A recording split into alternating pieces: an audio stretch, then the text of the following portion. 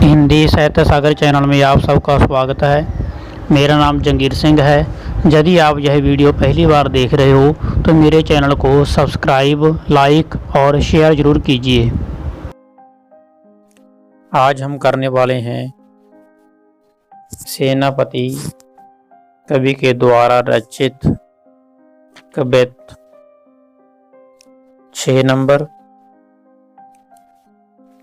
जो तो प्राण प्यारे परदेश को पधारे तो तैं, विरह ते भई ऐसी तापत की गति है, कर कर ऊपर को पोल है कमल नैनी, सेनापति अनमनी बैठी रहती है, कागहें उड़ावे कहूँ करे सो गुनौती, कागहें उड़ावे कहूँ करे सो गुनौती, कहूँ बैठ अवधि के बासर गनती है, पढ़ पढ़ पाती कहूँ फिर कह पढ़त, कहूँ प्रीतम को चित्र में सब रूप निरखती है। जो तो प्राण प्यारे परदेश को पधारे तैं तो। कवि एक नायिका के रूप में कहते हैं कि जब से मुझे पता चला है कि मेरे प्राण प्यारे, मेरे प्रीतम प्यारे परदेश से आ रही हैं, पधार रही हैं, को पधारे तो तैं, विरह तो भई ऐसी तापत की गति है, तो मेरा हृदय विरह से, विराग से भर गया है। मेरा तपता हुआ हृदय और भी तड़पने लग गया है कि मेरे प्राणपति कब घर वापस आएंगे। कर कर ऊपर कपोल है कमल नैनी, सेनापति अनमनी बैठिए रहता है। सेनापति जी कहते हैं कि वह नायिका अपना सिर, कपोल है होता है सिर, अपना सिर और कमल जैसे जिसके नयन हैं बस ऊपर को ही देखती रहती है, अनमने भाव से बैठी रहती है कि मेरा प्राणपति, मेरा प्राण प्यारा परदेश से पति कब आएगा। कागहें उड़ावे कहूँ करे सो गुनौती, कहूँ बैठ अवधि के बासर गनत है। कभी कहते हैं कभी कभी तो नायिका कौओं को उड़ाती है कि उड़ जा कौए, मेरा प्रीतम प्यारा, मेरा प्राण प्यारा पति आ रहा है। कभी कभी वह अपने प्रीतम के वैराग में कहूँ करे सो गुनाती, कहूँ बैठ अवधि के बासर गनत है। बैठी बैठी समय, बासर होता है दिन, दिन की गिनती करती रहती है कि मेरा प्रीतम प्यारा कब घर वापस लौटेगा, कब वापस आएगा। बार बार वह दिन गिनती है। पढ़ पढ़ पाती कहूँ फेर कह पढ़त, कहूँ प्रीतम को चित्र में सब रूप निरखत है। जो प्रीतम प्यारे का पत्तर उसे आया है, जिससे उसे पता चला है कि मेरा प्रीतम प्यारा वापस आने वाला है, परदेश से वापस लौटने वाला है, उसी को बार बार पढ़ती रहती है। पढ़ पढ़ पाती, पाती पत्तर, बार बार पत्तर पढ़ती है। कहूँ फिर क्या पढ़त, फिर दोबारा पढ़ती है। कहूँ प्रीतम को चित्र में सब रूप निरखत है। कभी कभी फिर क्या करती है, अपने प्रीतम का, अपने पति का चित्र लेती है, छाया चित्र लेती है, तस्वीर उठाती है और उसी में ही उसी का सब रूप देखने लग जाती है। बारन बारन तरु फूले उपवन बन, सोई चतुरंग संग दल लहियत है। आगे कभी कहना चाहता है कि जो तरु हैं, पेड़ पौधे हैं, वह उसमें इतने फूल लग चुके हैं कि फूलों से लदे हुए हैं। उपवन बन, वन भी और उपवन भी, बाग भी फूल रंग बिरंगे फूलों से सुशोभित हो रहे हैं, लदे हुए हैं। सोई चतुरंग संग दल लहियत हैं, सेना के साथ बता रहे हैं। बंदी जिम बोलत बिरद वीर कोकिल हैं, बंदी जिम बोलत बिरद वीर कोकिल हैं। और जैसे कि बंदी हुई कोयल कूकती है, आवाज लगाती है, अपने प्रशंसा करती है, प्रशंसा में गाने गाती है। नई ऋतु आने से, बसंत ऋतु आने से बंदी जिम बोलत वीर वीर कोकिल हैं, गुंजत मधुब गान गुण गहियत हैं। उसी प्रकार जो बवरे हैं, गुंजित मधुप, मधुप होता है बवरे, गूंज रहे हैं, मीठी आवाज, मधुप मीठी आवाज में गाने गा रहे हैं। जिस प्रकार कोयल गाने गा रही है, कोयल कूक रही है। आवे आस पास पहुपन की सुबास सोई, आवे आस पास पहुपन की सुबास सोई, सौदे के सुगंध माज सने रहियत हैं। उसी प्रकार उपवन में सुंदर सुंदर फूल और उनकी मीठी मीठी गंध आ रही है, और मीठी मीठी गंध सब जगह फैल रही है। आवे आस पास पहुपन की सुवास हुई, फूलों की, पहुपन होता है फूल, सुबास सुगंध, सुगंधी आ रही है। सौदे के सुगंध माज सने रही है, और सारी तरफ से पूरी चारों ओर सुगंधी ही सुगंधी फैल गई है। शोभा को समाज सेनापति सुख साज, आज आवत बसंत ऋतु राज कहियत हैं। सेनापति जी कहते हैं कि समाज में सुख आ गया है। वसंत ऋतु के कारण, कोयल की आवाज सुनने के कारण, बागों में फूलों की सुगंध के कारण समाज में बड़ा सुख आ गया है, शांति मिली है। आवत बसंत ऋतु राज कहियत है, ऐसा लग रहा है कि जो ऋतुओं का राजा बसंत है वह आ गया है और सभी सुख अपने साथ लेकर आया है। वृष को तरन तेज सहसो किरण कर, वृष को तरन तेज सहसो किरण कर, ज्वालन के जाल विकराल बरसत हैं। वृष राशि का सूर्य हजारों किरणों लेकर, तरन तेज अर्थात हजारों किरण, सहसो होता है 100 से ज्यादा, हजारों किरण लेकर आ गया है, अर्थात बहुत ज्यादा गर्मी हो चुकी है। ज्वालन के जाल विकराल बरसत हैं, कि बहुत ज्यादा भीषण गर्मी पड़ने लग गई है। तजत धरनी, तजत तप रही है, धरनी धरती, जग जरत जरन सीरी, बहुत ज्यादा धरती तप रही है।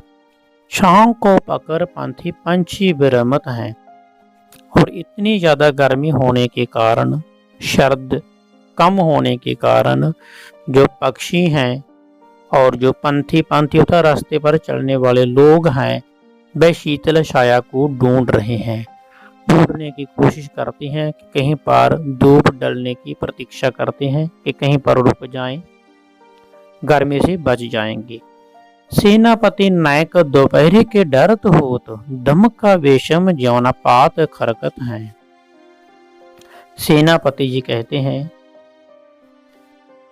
कि धूप ज्यादा नहीं डरती, दोपहरी के डरत होत, दोपहरी अर्थात दोपहरी खत्म होने के बाद, दोपहर खत्म होने के बाद भी ज्यादा गर्मी कम नहीं होती। दमका बेशम ज्यों पात खरकत हैं, बहुत ज्यादा गर्मी खत्म नहीं होती, फिर भी बहुत ज्यादा गर्मी बेशम करनी, बेशम ज्वाला रहती है। मेरे जान पौनो सीरी ठौर को पकड़ कौनो। कवि जी कहते हैं कि मुझे लगता है कि जो पवन है, पौनो का अर्थ पवन, मेरे जान पौनो मुझे जाने लगता है, मुझे लगता है कि जो पवन है सीरी ठौर, कहीं पर थोड़ी ठंडक लेने के लिए, पकड़ कौनो कुछ सर्दी की जगह पर, कुछ ठंडी जगह पर रुक गई है।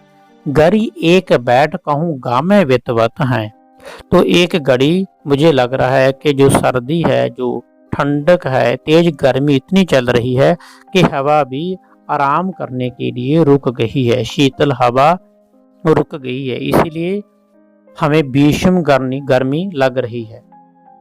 कात की राती थोड़ी सी ही राती सेना, पति है सहाती सुखी जीवन के गान है। कार्तिक का अर्थ है, कार्तिक का मास आ गया है, भीषण गर्मी के बाद और वसंत ऋतु के बाद कार्तिक या कत्तक का महीना आ गया है।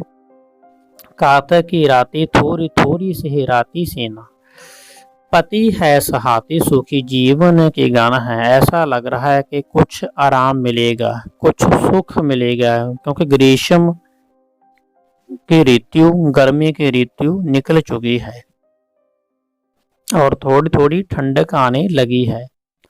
फूले हैं कुमुद फूली मालती सगन बान, फूल रहे तारे मानो मोती आनगान है। तो जो सफेद फूल हैं, फूले हैं कुमुद, कुमुद का अर्थ होता है सफेद फूल, कमल के फूल। फूली मालती सगन बान, फूल रहे तारे मानो मोती आनगान है। इस प्रकार लग रहा है कि जो सफेद फूल हैं वो फूल चुके हैं और बनों में फूल की सुगंधी आ रही है और आसमान के ऊपर भी फूल रहे तारे, तारे भी चमक रहे हैं मानो मोती आनगान। ऐसा लग रहा है कि जैसे कि मोती चमक रहे हों। उदित बिमल चांद, चांदनी छिटक रही। उसी प्रकार जो चांद की चांदनी है वो भी ठंडी ठंडी ठंडक दे रही है। राम कैसो जस आद उर्द गगन है। उदित बिमल चांद, चांदनी छिटक रही, राम कैसो जस आद उर्द गगन है। और उसकी चांदनी सब तक छिटक रही है। जिस प्रकार श्री राम जी का जो जश है वो आस पास ऊपर नीचे गगन में छाया हुआ है। राम कैसो जस आद उर्द गगन है, जैसे कि गगन में, आसमान में राम जी का जश चल रहा है। तिमिर हिरण भयो, तिमिर होता है रात्रि, निशा। तिमिर हरण भयो सेत है वर्ण सब। तो जैसे कि रात्रि खत्म हो गई है, सेत का अर्थ है सफेद, सफेद दिन आ गया है। मान हो जगत क्षीर सागर मगन है। तो उसी प्रकार सफेद दिन होने के कारण पूरा संसार क्षीर सागर में अर्थात पूरी ठंडक में डूब चुका है। मान हो जगत क्षीर सागर मगन है, पूरी ठंडक में डूब चुका है। अर्थात ग्रीष्म गर्मी के बाद बसंत ऋतु के बाद एक ऋतु है ठंडी, ठंडक का तक ठंडी ठंडी ऋतु आई है और यह ऋतु आगे फिर पाले में बदल जाएगी। आयो जोर जड़कालो, जड़कालो तो बहुत ज्यादा सर्दी। तीन ऋतुओं का यहाँ पर वर्णन किया गया है, कवि ने वर्णन कोश करने की कोशिश की है। पहली थी वसंत, फिर ग्रीष्म अर्थात गर्मी, तीसरा आ गया जड़कालो, बहुत ज्यादा पाला होना, बहुत ज्यादा सर्दी होना। आयो जोर जड़कालो परत परबल पालो, लोगों को लहलो पर ज्या कित जाई का। तो अभी क्या हो रहा है, कवि जी कहते हैं कि जो सर्दी की ऋतु है वह बलपूर्वक आ गई है। पाला बहुत ज़्यादा पड़ने लग गया है, ठंड बहुत ज़्यादा होने लगी है, जिसमें लोगों की जीवन में कठिनाई आनी शुरू हो गई है। ताप्यो चाह बार कर तिन ना सकत टारे, मानो है पराई ऐसे बह ठिठराए कह। ताप्यो का अर्थ होता है तापना। अभी गर्मी लेने के कारण, क्योंकि सर्दी बहुत ज़्यादा है, गर्मी लेने के कारण लोग सेक रहे हैं।